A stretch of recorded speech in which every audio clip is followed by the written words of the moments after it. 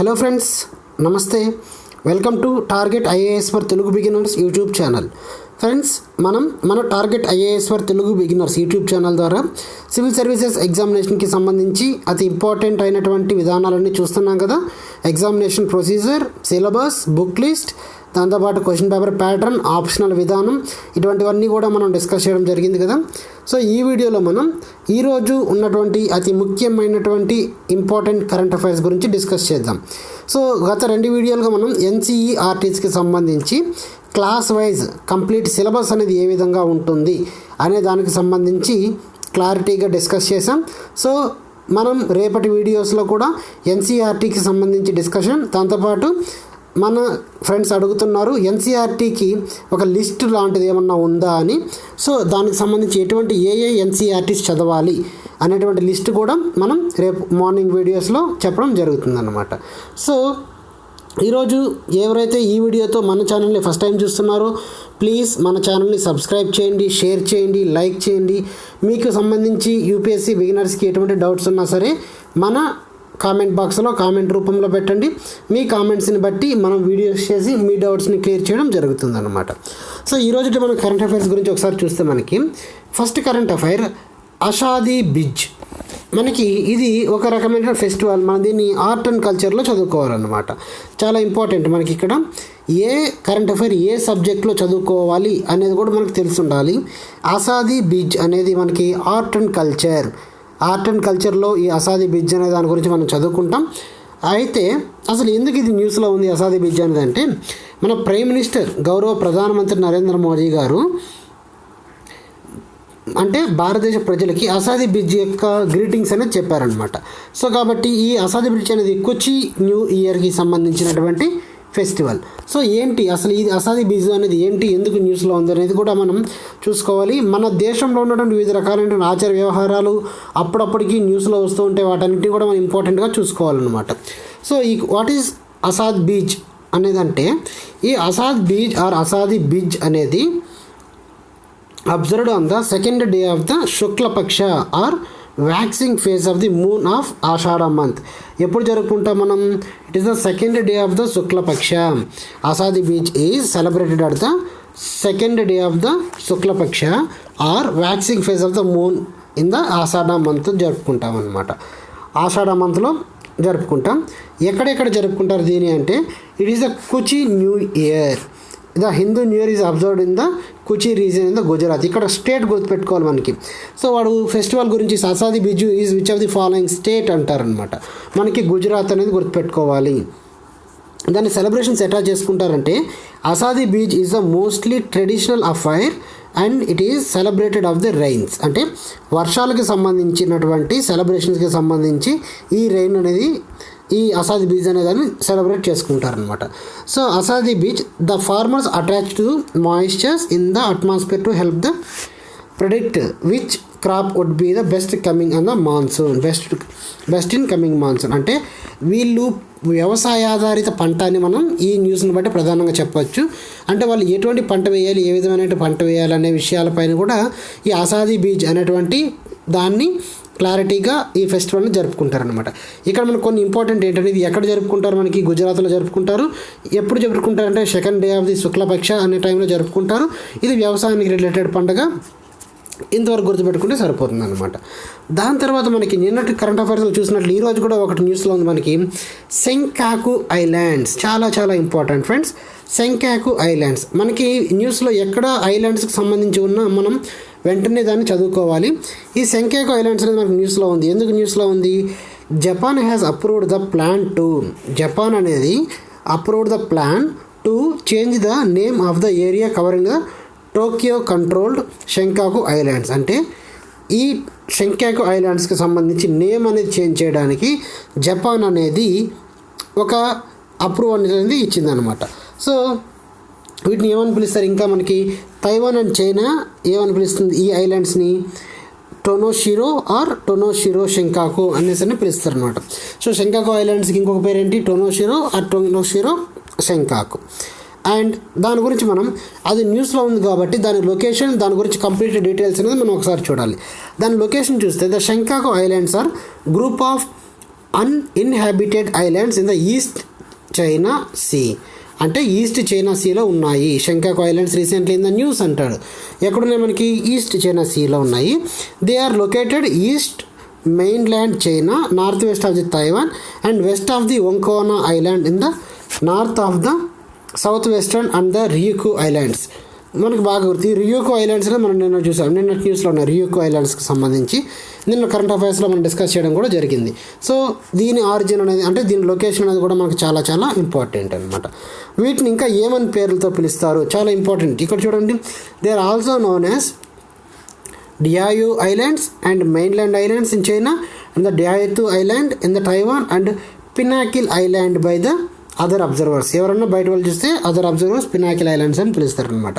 So Diaoyutai islands in the Taiwan అని పిలుస్తారు, తైవాన్లో దయాటుల్ islands అని పిలుస్తారు, అండ్ డియాయో ఐలాండ్స్ మెయిన్లాండ్ చైనాలో కూడా ఇలాగే పిలుస్తారు అనమాట. సో ఎందుకు అసలు ఇవి ఎందుకు డిస్ప్యూట్లో ఉన్నాయి, ఎంత న్యూస్లో ఎందుకు ఉన్నాయి, గొడవ ఎందుకు ఉంది అంటే the islands are the focus of the territorial dispute between the Japan and China and between the Japan and Taiwan. So జపాన్కి టెరిటోరియల్ అంటే ఈ ఐలాండ్ మావి అంటే మావి అని, ఈ Japan and China, Taiwan Japan ఈ రెండు కూడా వీటి మధ్యలో డిస్ప్యూట్ అనేది నడుస్తూ ఉందన్నమాట. బాగా గుర్తుపెట్టుకోవాలి. షెంకాకు ఐలాండ్స్ అనేది ఏ కంట్రీస్ మధ్యలో ఉంది? Japan, China, Taiwan. Japan, China, Japan, Taiwan. ఇది న్యూస్లో ఉందన్నమాట. సో ఇప్పుడు ప్రజెంట్ దాని అడ్మినిస్ట్రేషన్ ఎవరు చేస్తున్నారంటే Japan administrators are the controls of the Senkaku islands of the part of the Ishigaki in the Okinawa prefecture. So ఎవరు మనకి? Japan administration. అంటే ఆ ఐలాండ్స్ అనేది ప్రస్తుతానికి మనకి జపాన్ అడ్మినిస్ట్రేషన్లో ఉన్నాయన్నమాట. ఇది చాలా ఇంపార్టెంట్. దాని తర్వాత మనకి అప్పుడప్పుడు ప్రపంచంలో ట్రీటీలు అనేది కొన్ని జరుగుతూ ఉంటాయి. ఆ ట్రీటీలలో ఈరోజు మనకు న్యూస్లో ఉండేది ఏంటంటే ఆర్మ్స్ ట్రేడ్ ట్రీటీ అనమాట. అంటే ఆయుధాలకు సంబంధించి వ్యాపారం చేయడానికి ఆయుధ వ్యాపార ట్రీటీ. ఇది ఒక రకమైన ఆయుధాలకు సంబంధించిన ట్రీటీ అనమాట. ఇది ఎందుకు న్యూస్లో ఉంది అంటే China will join the UN arms trade treaty that is designed to control the flow of weapons into the conflict Jones.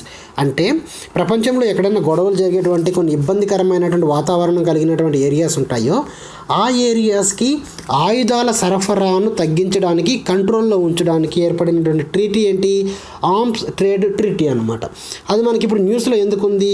China అంటే మన పొరుగు దేశం అయినటువంటి చైనా మనకి ఈ యుఎన్ ఆర్మ్స్ ట్రేడ్ ట్రీటీలో జాయిన్ అవ్వాలని దాని డిజైన్స్ అనేది చేసుకునింది అనమాట. సో ఇది ఎందుకు వచ్చిందంటే it comes after US president Donald Trump announced plans last year to pull the US out of the agreement.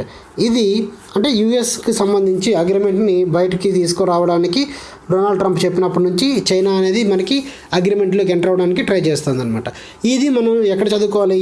IR point of వ్యూలో చదువుకోవాలి. చాలా చాలా ఇంపార్టెంట్ మనకి ఐఆర్ పాయింట్ ఆఫ్ వ్యూలో. అంటే ఈ ట్రీటీ అనేది ఎప్పుడు ఏర్పడింది, ఎలా ఏర్పడింది, ఏ దేశాలు ఉన్నాయి సభ్యత్వంగా, ఇంతవరకు ఏమైనా పనులు చేసాయా, ఇటువంటివన్నీ మనం చదువుకోవాలి.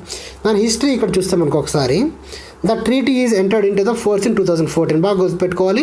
2014లో మనకి ఇది ఆర్మ్స్ ట్రీటీ అనేది ఏర్పడింది. దాని మెయిన్ ఆబ్జెక్టివ్ ఏంటి?